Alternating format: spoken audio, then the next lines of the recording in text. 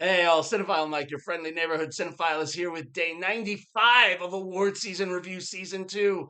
It's our last week, and it is the rest of the best, wrapping up the remaining films nominated for at least one or more Oscar coming tomorrow night.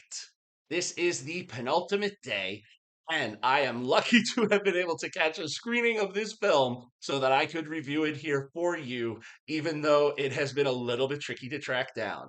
Yes, I'm talking about Neon's Robot Dreams. The film, written and directed by Pablo Berger, based on the graphic novel of the same name by Sarah Varon, has not had its stateside release yet, save some festivals and one day early screening events on March 6th, and I think there were one or two on March 5th. It did, however, have an international run, so the box office reporting I have right now is only international box office take, which is $826,862. Now, this film was one that creeped into the race for Best Animated Feature that a lot of people hadn't even heard of, and it is the sole Oscar nomination that this film received. However, it should be referenced that this film was nominated for 5 Annie Awards, including Outstanding Achievement for Character Design, Directing, Storyboarding, and Writing for an Animated Feature.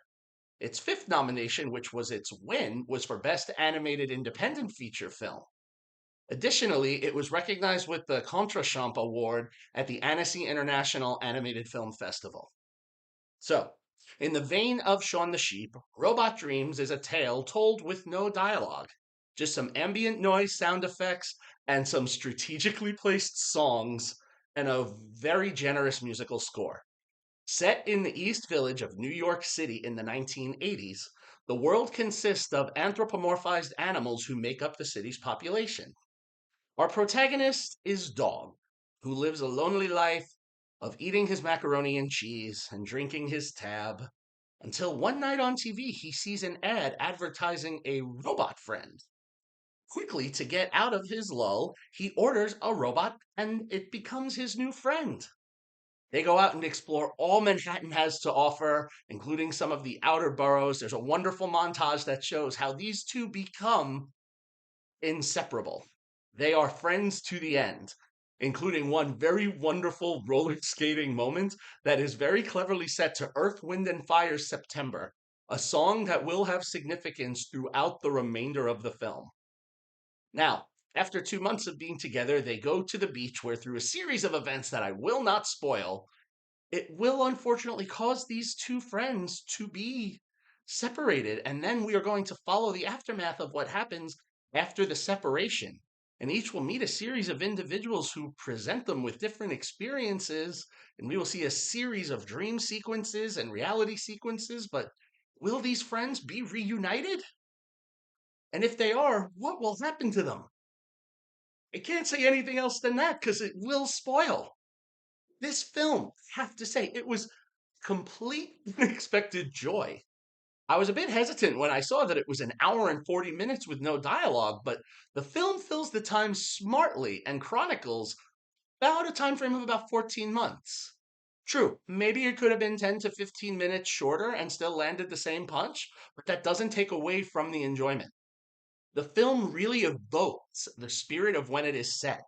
Not only is this a serial comic story about love and friendship, but it also serves as a love letter to New York City and the 80s.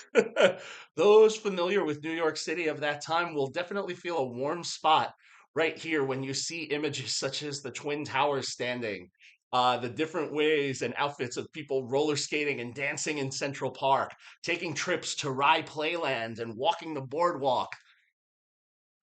But I have to say, the ending, it may divide some viewers on whether they like this film or not. Here's what I will say. After the film ended, I was not thrilled, but then when I reflected on the film, I realized, you know what? It's actually a very clear presentation of reality. So it actually raised in my estimation after reflecting. So this is one that'll sit with you.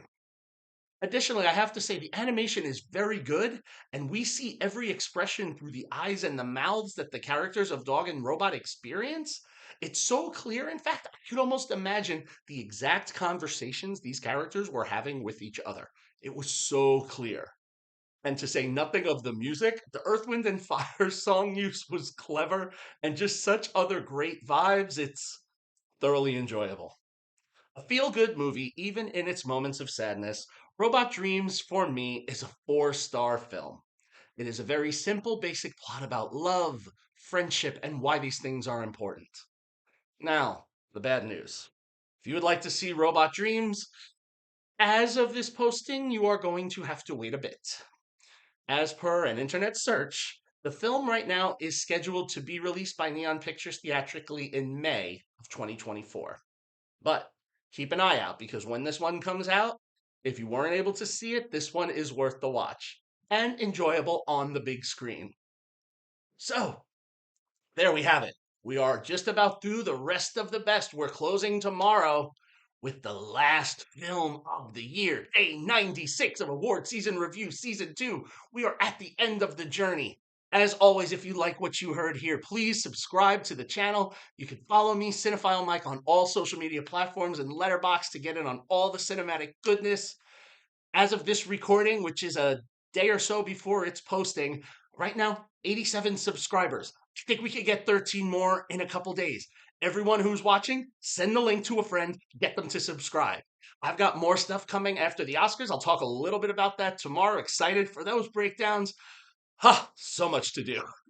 But until then, this is Cinephile Mike saying take a break and watch something new.